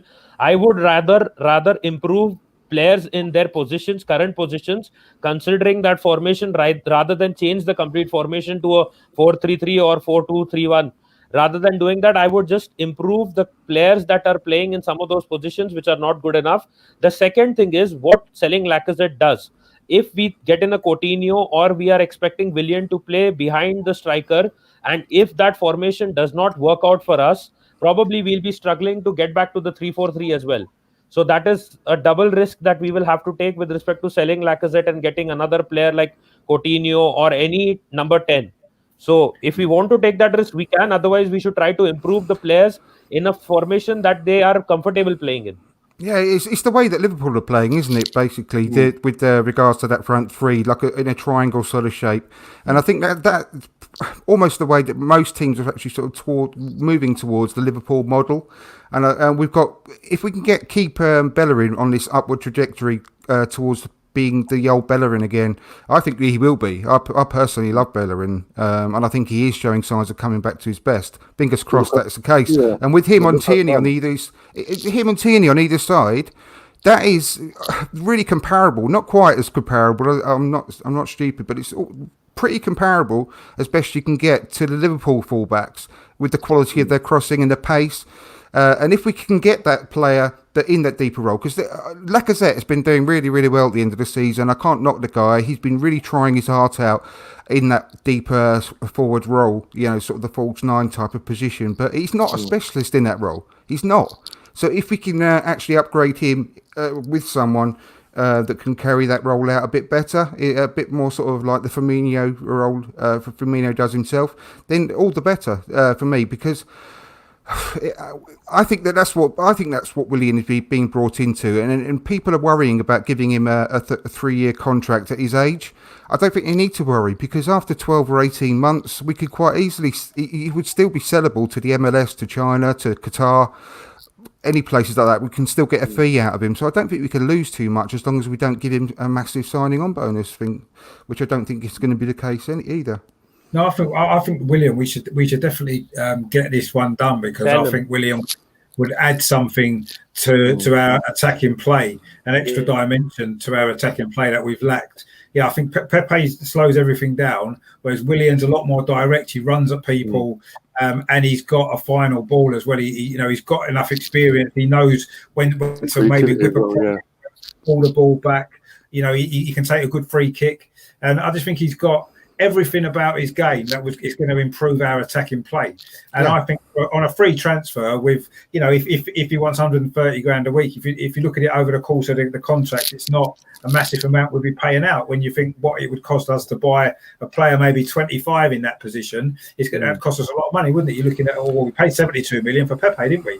In the first place. So, I think it's a no-brainer to get Willian, and I think it'd be a great deal. Yeah, it doesn't matter how long a contract is, does it? It doesn't matter. Well, people seem to be thinking that because we're signing him on a 3-year contract, they forget that we can sell him. They don't. We don't actually physically have to keep him till he's 35. And he will still have a market, undoubtedly. In other leagues around the world in a year or a year and a half's time. So I think if he's doing well, and if he's playing well, keep him. Yeah, exactly. Yeah, so it's a no-brainer. It's a no-brainer. And he's taking a pay cut and only taking 100K a week to come to Arsenal, because he has that restaurant with David Luiz. So he wants to stay in London. Yeah. And he has a good friendship. That's the other good point as well, Vitesh, because bringing someone into the changing room who is almost as close to guaranteeing going to get on with the rest of the players as possible, it's very important, because you can see the camaraderie we've got in our changing room at the moment. And by bringing someone in like Willian, who is really close friends with David Luiz, and he's going to be able to sort of help mentor Martinelli, for example, and so on. I think that is worth quite a lot as well, knowing that you're not bringing someone into the changing room who's going to disrupt things and who may cause, a bit of a split or whatever. So yeah, I think that's and one more thing: Chelsea and Barca both wanted him. It's not as if he's been rejected or thrown out of Chelsea. Lampard wanted him. He wanted to sign him. He wanted to give him a 2-year deal. He wanted 3 years. Yeah. So it's not as if that we are getting some player who's like no one knows him or no one wants him. Yeah, he was starting every game, wasn't he? Towards the end of the season, he was one of the first names on the team sheet. Yeah. He's hardly missed a game for Chelsea in 7 years, apart from that final. Missed a game. Yeah, apart from the final this weekend, he's pretty much in the matchday squad every game. Yeah, he hardly missed a game for Chelsea. So I think it's a great deal. If we can get this done, I'll be happy and excited about that, because I think he's a good player. This is what Sky was saying as well. That they're like in sense of why it made sense for us to be interested in something like this, because the agent of Willian can go, who we all know, by the way. He can go, well, this player injury free, 100% fit, doesn't play like a 31, 32-year-old, still like plays like he's in his 20s, this, that, and the other. But the main bit is he touch wood, never injured.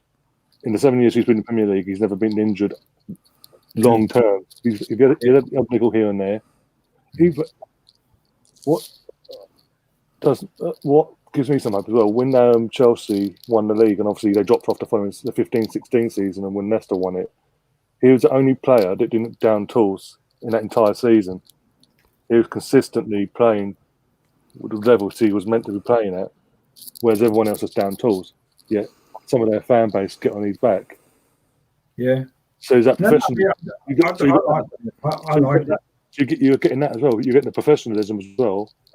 And also, he doesn't look like he causes any problems in the dressing room, does he? Ever? Yeah. He doesn't look like he does. He looks like he gets on with everyone. He gets on with his job, gets his head down, cracks on, does his job, and that's it. And that's the sort of player that Arteta would like as well. So, and also, there won't be a language barrier either, because he's been in the country 7 years. Exactly. Yeah. Yeah. And he said about Martinelli as well, being Brazilian. Yeah. As another because he's been learning from a fully fledged Brazilian international as well. Yeah. Well, don't forget his hair's going to match as well, Funny enough, yeah. Well, he's just going to replace Guendouzi's hair, isn't he? Really? Exactly, yeah, like another little troll, troll, one of those troll dolls. And we have seen how Torreira has failed to adapt to English conditions. So we are getting a player who's already used to everything in England and London. So and if we don't like him, sell him. So why do we we always complain that we get players who don't have resale value, but this is a player we are getting for free. And one more thing, he's the same age as Aubameyang, who's also being given a 3-year deal to sign. Yeah. So why are fans complaining that he's getting? The same thing goes with Aubameyang, The same thing goes with Aubameyang. If we can get this deal over the line, we could sell him in 12 months' time. And we've created a bit more value there because he's got a longer contract. I mean, Mark, sorry, before we move on, Mark in the chat says Willian, Partey, Ceballos on loan again, maybe, and the centre back would be fine for him.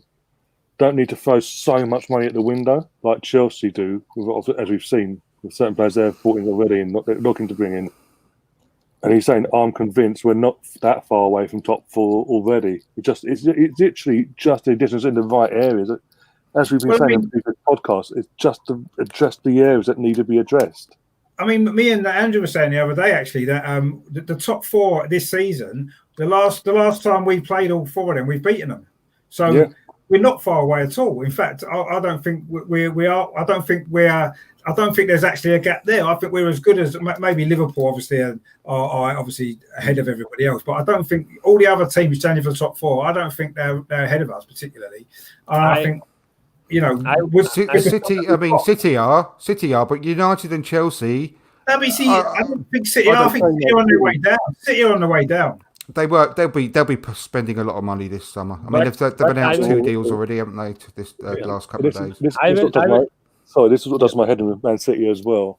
They've just been, and then, even though they got away with it, with the whole situation with UEFA, we're in a situation with the country they're based in, and other countries in the world as well have been affected by COVID financially. They're 2 players over 60 million already, and they want to bring in another 5 or 6 players.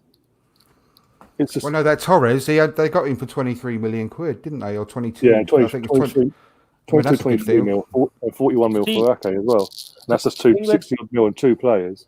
And they want to Yeah, bring the thing- he wants to have a 5 or 6. It's just like, seriously. The thing Go with on. City, the problem was they had problems with defenders. So now they got Garcia, they got Laporte, they got Ake. So they have settled most of those problems. They have a problem with left back with Angelino probably coming back from Leipzig. So I think their defense is sorted now. So they will be a threat. Second thing, I think Arteta is going to experiment a lot in the upcoming season. He's going to try to instill that 4-3-3, and he's going to try to get that 4-2-3-1 as well. So he's going to experiment a bit with the formation, just like Emery did. So I think top 4 could be a problem for us in the upcoming season. Though we have done well in this part of the season, but he will try to experiment and change a few things around. If he sticks with a single formation, that is the 3-4-3 that is working now, and continues to improve in that way, in that sense, then I think we can probably finish in the top 4. But I feel that he will experiment a bit here and there, and that may actually push us in the top 6 again. You say that Man City being a threat because they've addressed a couple of players here and there. There's no guarantee, especially with Ake coming from Bournemouth. Don't get me wrong, Ake's a good defender, but there's no guarantee he's going to hit the ground running because he's going from one extreme to the other. In the sense of he's gone from Bournemouth, who are used to, no disrespect, losing week in, week out, getting the odd win here and there, where now he's got to up his level straight away, on consistent basis, and work. And he's not guaranteed it'll work alongside Laporte either, because the Porte's the main defence centre back. It's the partnership. There's no guarantee that partnership will work. See, the thing is, if you see the 2 players, and the wing backs, they're full backs as well. They're not all that. They're gettable. So see, the thing is, if you see the players that he is replacing, Otamendi looks lost at City. If you see the other player he'll replace is John Stones, probably whom they will try to sell. So in comparison to those, Ake has very few mistakes in comparison to those 2 players. And they also have the partnership of Laporte and Garcia. So they have found that towards the end of the season, but Garcia is still very young. So the main problem with Ake could be, the main problem with, Didn't he? yeah, he said he He's wants to go 90. to Barcelona. Yeah, I think he wants to leave, didn't he? So Barcelona are interested. He wants to go back to Barcelona. yeah, So that's another reason why they're looking to. So they are trying. They have Ake now. They are looking at Koulibaly as well. And if they are able to get him, then they are completely sorted. But even if they don't, Koulibaly, a couple of years ago, under the last season, not when I say last season, the season under Emery, when we played him in the Europa League, everyone he was dreadful against us. Koulibaly, and both legs. What did he really do? terrible, wasn't he? He was terrible. He was awful. He was awful when we played him. We absolutely tore him to pieces. So again, it's all well and good doing it in the Serie A, and don't get me wrong. Again, he looks a great player in Serie A, but we've seen in years, even in recent years, players come from that league, come to Premier League for top clubs. It doesn't work out. Again, as I say, as I said, Ake looks good on paper. He's at Bournemouth, but it's when you're now making that step up from Bournemouth, who've just been relegated, by the way, to a team that's got to be contesting for a title. So your levels got to be consistently week in, week out. He had never had that consistently week in, week out. And there's also got to remember, Lampard and Chelsea had a 72 hours clause in the contract where they could have actually come in and nicked him, and they chose not to. So it's all about. Can I just say, fuck City anyway, and let's just move on with Arsenal because I don't give a monkeys about them. Just one point I want to add. The problem with Ake is he has an Achilles injury, because of which he always misses games. So that could be a factor why Lampard and Chelsea did not go for him again, and which could hurt City. But then if they have another second defender, centre back coming in, a quality player, or if Garcia and Laporte stay, I don't know if he's staying or not. But if they have a third centre back as well, I think their problems with Angelino coming in and Walker on the right get solved defensively, more or less. Anyway, I agree with Andrew. I agree with Andrew. Fuck City. Yeah, I agree with Andrew. Let's go back to Arsenal now. Let's go back to Arsenal. But looking at obviously concentrating at the end of the season, we got to a cup final, which again we know when Arteta came in, none of us saw us getting into that situation where we hoped obviously as Arsenal fans that had happened, but to be in an actual cup final and the way we got to that cup final in the semi-final against City, absolutely Boston. That was compared to the previous week against Tottenham, when they're saying Mourinho's a masterclass, what Arteta did at Wembley against Pep was a tactical masterclass from the second go to the end. We've got a second choice goalkeeper who, by the way, could be our first choice goalkeeper going forward by the sounds of it, which I don't really have a problem with in the sense because he hasn't done nothing wrong. He's come in and he's made that role his own. But as I was saying, we've got that semi-final was such a fantastic performance. That's the sort of performance Arteta's now given us hope for that we could see in the future. That's the sort of team he wants to put out week in week out going forward. Obviously assuming he gets back with his players, and that excites me so much because as I said, the way we bossed Man City in that semi-final, and then even in the final itself. Apart from the first 10, 15 minutes, the majority of that game, after 15 minutes onwards, we bossed that game. We bossed that game as well. And notice how even though we went 1-0 down in that first 5 minutes of the Chelsea game, Arteta's reaction in the bench camps is like he's disappointed. He's like, okay, no, we're not going to. He didn't let the players' heads go down. He's like, right, up we go. This is what we're going to do now. And got them to the water break, which was fantastic. And the fact. The second we got out that water break, in 2 minutes, the ball's in the net. It was offside, but all of a sudden, then Chelsea heads have dropped because all of a sudden we've had that feeling of that going in the net, and then 2 minutes later we got a penalty, and the game just turned from there. I mean, Richard, when we went 1-0 down in that final, did you think, oh, here we go again? Like the heads are going to drop. This is like 12 months ago, all over again, but in different competition. No, I think because the goal was so early, we had so much time left. I wasn't sort of panicking at that point. Yes, it was disappointing to go a goal down so early. It was disappointing that for the first 10, 15 minutes, we struggled, didn't we, to get a grip in the game. But the fact it was so early, I wasn't particularly concerned because I knew there was plenty of time and it was just a matter of hanging in there at the start, getting through that difficult period, which we'd had a similar period in the semi-final against City. We just didn't concede a goal, did we? They had started quite well. Same against Liverpool when we played Liverpool as well. They'd started well and we went a goal behind them as well, didn't we, quite early on? So I wasn't panicking. I actually wasn't particularly worried about it at that particular point. If we'd stayed 1-0 down later on into the game, it might have been different, or if we conceded a second goal. But as it was, I felt reasonably okay with it. And then, like you said, once that water break came, I mean, Arteta must be he's got to be manager of the season for water breaks because he's been amazing, hasn't he? Every single water break, he seems to have made a difference, whether it's, whether we've been in front and he's made sure that we've kept the lead, or whether we've been behind and he's inspired us, or we're not playing particularly well. We always seem to improve after the water breaks, don't we? Every single time. So I know we're not going to have water breaks next season, I don't think, but he's certainly able to have an impact. And obviously in the cup final, he had a major impact in that first water break. And after that, from that point onwards to the rest of the game, we were brilliant. And if and that's in a big game. We were brilliant against City. We were brilliant against Liverpool. We were brilliant against Chelsea. And this is with a squad that's been criticised constantly for 2 years, really.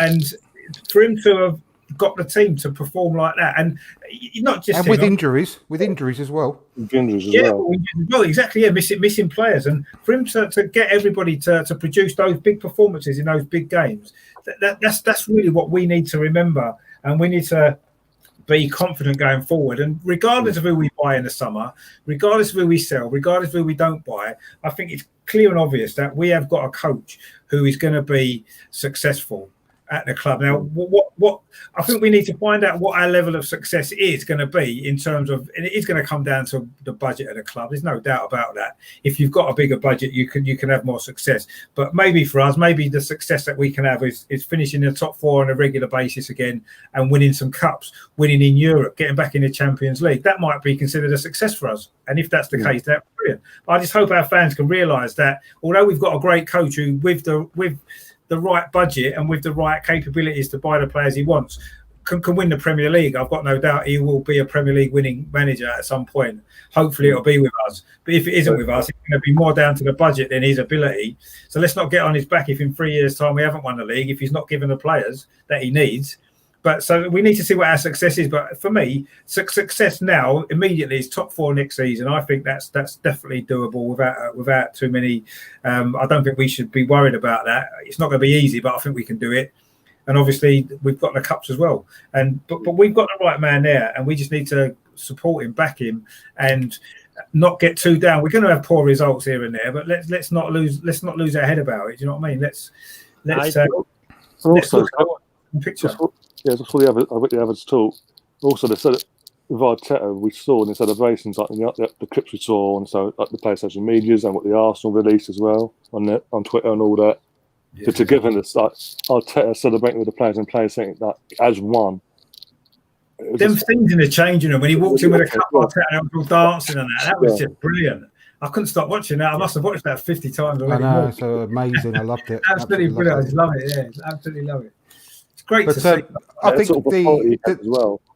the matches that really sort of started cementing my firm belief in him, because I've loved him from the moment he first set foot in front of the camera. You know, that first press conference, the famous one. I've just fell under his spell straight away. But excuse me, the matches that really make a difference to me are the Leeds FA Cup game before earlier on, early days. We were absolutely battered that first half. Absolutely battered. And the way that he turned things around in that second half and actually won that game were phenomenal. Not because of the brilliant football we were playing or anything, but the change of character in the players that was shown. And that was phenomenal so soon into his reign. And exactly the same reason for the Liverpool game, where again, we were not going to get any awards for the beauty of our play or anything like that. But we went down. We were in a goal down, and we came back and beat them. And we went a goal down in the FA Cup final, came back and beat them. And it's been years since that sort of performance, like the Liverpool one, and that has happened. Yes. Absolutely years since we could have the character to come back and stick in and just dig in and get a result when we were playing crap. Because if we got pelters against Liverpool. No one gave us any kind of kudos for winning that game against the champions. And I made my feelings clear, obviously, didn't I, about the media comment and the commentators, what they were saying on the night. Gave us no credit whatsoever. If it was the other way round and Liverpool had to beat us to win the league, they would have been given all the credit in the world. They really, they got a result because they were, even when they were playing poorly. That's the narrative that they would have used. Because it was us, they didn't give us anything at all. But those two results really showed me what the kind of quality we're dealing with here when it comes to Arteta. And I think that a lot of our supporter base they've got a lot of belief in him, and they believe that he's a good, really great coach. I don't think they quite realise how good. I think he's much better than people giving him credit for now. And I've got absolutely no doubt that he's going to win all the top prizes. At the moment, because he's not got the experience to fall back on, he's going to fall slightly short of Pep and Klopp. But I think in the years to come, he's going to be easily on their level, coaching wise.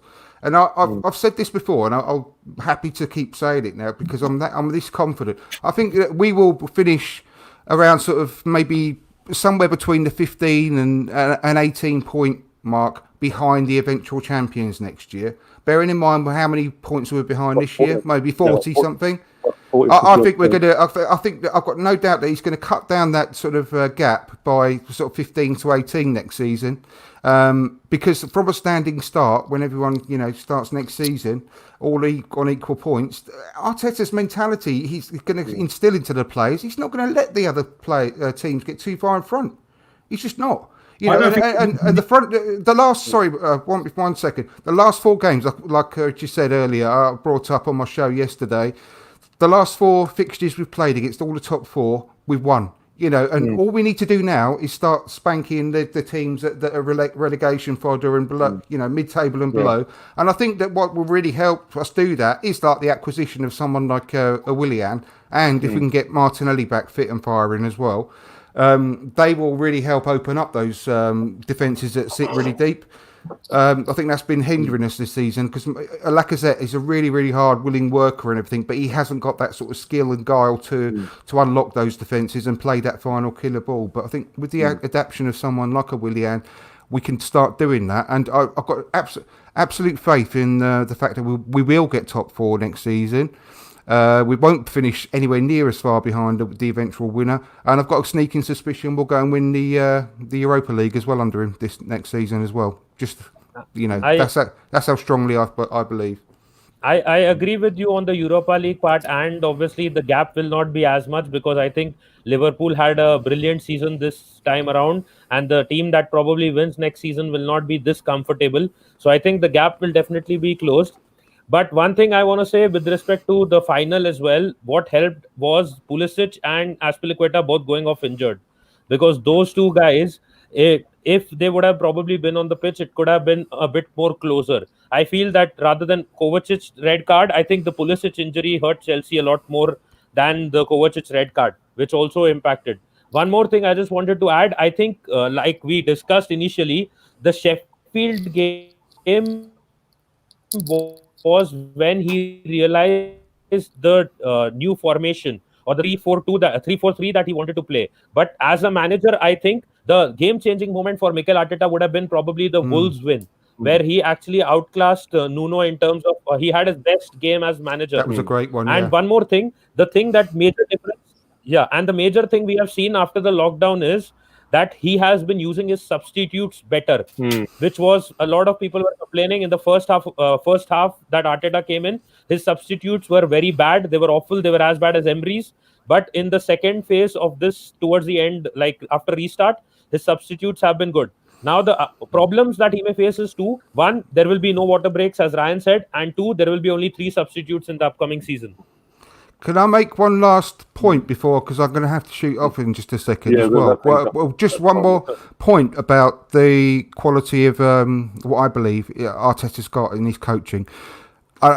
In the Europa League final, and I mentioned this on my show yesterday, so apologies for those that heard it, but I think it's a really important point. In the Europa League final last season, we went into half-time, I think just slightly ahead of Chelsea in terms of points as far as the match was going. We were 1-1. Unai Emery had 15 minutes with the players at half-time, and we came out almost immediately conceding another goal and went to lose the match 4-1. And I said after that match as well, I was absolutely livid because that is the time when a coach is supposed to show his true stripes and how good he is as a coach. That's why you pay the big bucks for a coach to go in and make a difference at half time. Not come out in the second half and just capitulate within minutes. It's a couple of minutes at the most. When this is why I've got so much belief in Arteta as well. Going back to the Leeds match I mentioned earlier, the talk he must have given at half time must have been phenomenal. When we came out second half, a different team. During all the drinks breaks lately, like you're mentioning just then, in that sort of one maximum of 2 minutes drinks break, the difference he is making my word, I mean, what the hell is he doing? I don't know how he manages to get it all out. He must be talking quicker than Elliot does on the Arsenal Vision podcast, because he's just he's getting through to everyone. And that final, the FA Cup final, was I said to you, didn't I, Ryan? It's like a half of two halves. The first, the first half, because we came out after that drinks break a different team, and we were just bossing the match from there on in. So he is actually earning his money that we're paying him during these sort of breaks, and that is why I was so absolutely disappointed in the Europa League final last season. It just showed you the difference between a quality coach and just an average coach that's found his level back at Villarreal. Also, to sort of touch on, I was mentioning walkbacks. They haven't voted on that yet. They voted on the substitution, so we're going back to what it was originally. We're going back to 5 subs. That's it. No. Back to 3 subs. 3 subs, but 7 people on the bench, basically. Yeah. The water breaks haven't been voted on yet, but I think that will continue, to be honest, because especially we've seen there's still spikes here and there up and down the country in the United Kingdom. It could be because of the Qatar World Cup. That is the main reason why they wanted those water breaks, because of that World Cup in Qatar. So it could maybe go on till then. I mean, it's also because they wanted to standardise the restart across Europe as best as possible as well. And obviously, if they're going to, because of the Champions League, because they wanted all teams to be on an equal field when it comes to the Europa League and the Champions League. And when you consider that all the restart happening in Italy and Spain, and it's going to be hitting 40 degrees and so on, that's why they wanted all the teams to have because of the weather, wasn't it? Because of the playing in the summer. They've had water breaks in World Cups before, haven't they? Exactly. Stuff like that. It would be unfair, wouldn't it? It would be unfair for the English teams to be left out of that when it comes to the Europa League and the Champions League. Well, I just think restarting because they was expecting it, June and July. They'd expect the weather to be hot in this country as well, because often it is. Most of the time, it was the odd game, wasn't there? When it was hot, but I seriously get the feeling they will probably put ads in those few minutes from next season onwards to make the revenue loss, recover the revenue loss. Possibly, good point. But also, I'm going to have to shoot off now, guys, as well. In a second. With the VAR situation, I'm going to wrap this up now. It turns out FIFA, UEFA, are taking over all domestic leagues VARs. Everyone's going to be seeing the same rules, same regime, which means handball rule is handball, offside staying as it is, as we've seen, even if you're literally your shirts like that, your body. So that's going to be offside, basically. Blows in the wind. Yeah. But with that, guys, Richard, do you want to give your channel a shout out so people can find you? Yeah, I've just started a new YouTube channel. It's called Over and Over and Over Again, kind of connected into the blog, really. I'm just at the minute just doing a few transfer videos and, a few sort of like player profiles on the players that we're looking at. And I'm going to keep doing some stuff on it through the summer. I've only just started it up, so any support anybody can give it would be great. And subscribe, all that kind of stuff would be brilliant. And I'll keep throwing some more videos in as we go along through the summer and stuff. And obviously as we start signing players, hopefully. Hopefully. Nothing falls through, touch wood. And Nitish as well, where can people find you? More than where people can find me, I think Arsenal FC fans, everyone knows about it who's watching. I just want to give a shout out to Simpy, who's doing a cancer awareness and research stream right now. So I think anyone who has the time can actually go on his channel, Simpy141, and I will be joining him as well. We'll be doing the watch along for the Champions League game for Real Madrid versus Manchester City as well, Manchester City versus Real Madrid. So if anyone is free and wishes to donate as well, you can check out Simpy141. Thank you. Yeah, I'll be on that as well after this. I'll get some self-centered and joining that as well. And Andrew, where can people find you as well? Yeah, from Dial Square to Wear YouTube channel and at From Dial Square to Wear on Twitter. And as Richard said, let's all support each other, the Gooner family across the universe. There's no need for all rivalry against channels. Let's just all work together. There's plenty of airspace for all of us, and we all do our own different types of content. And I'm sure if you don't like it, fair enough. But let's just all support each other, and that's the best way forward. Nitish, it's been great to speak to you as well, and really enjoyed it, mate. Thank you. And obviously, it's the same to you two. Ryan and Richard, been a pleasure, mate. Same to you, mate. Yeah. And a huge thank you to the viewers as well. been in the chat. Marv, Sonny, Mark. I think going through it all now. Melina's been in there as well. DWDT. Albert as well, who's been in the channel recently. There's a few others as well, but everyone, thank you. Also today I've set up if you've got Facebook, I've set up a Facebook page which is going to be linked basic to this channel as well, coming a new season. So if you've got Facebook, go and search the Mr. Arsenal podcast, like it, follow it, and yeah, from this next season onwards I'll be linking up, doing streams links up on both this and at the same time, so you've got choice basically. And yeah, until then, I don't know when the next show is going to be actually, probably when we actually confirm a signing or the Aubameyang deal. But until then, guys, enjoy the rest of your evening and weekend, and always, up the Arsenal. Up the Arsenal. Come on, you.